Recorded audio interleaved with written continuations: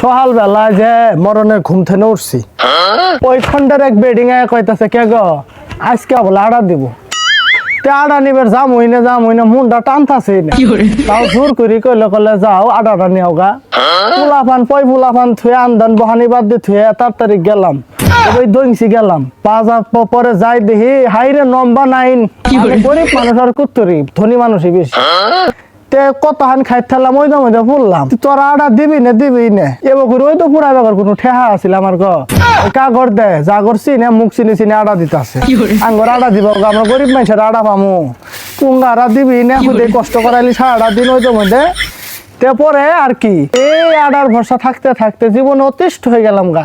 খালি কাগর দে সুন্দরী বেডিং একে সাইজি বাইরে লিপস্টিক দিকে আছে টিপ টুপ দিকে আছে সাইজি গুইজি সুন্দরী বেডিং কর দে আঙ্গর না লিলে হ্যাংলা পাতলা কালিনি বেডিং দেয় না।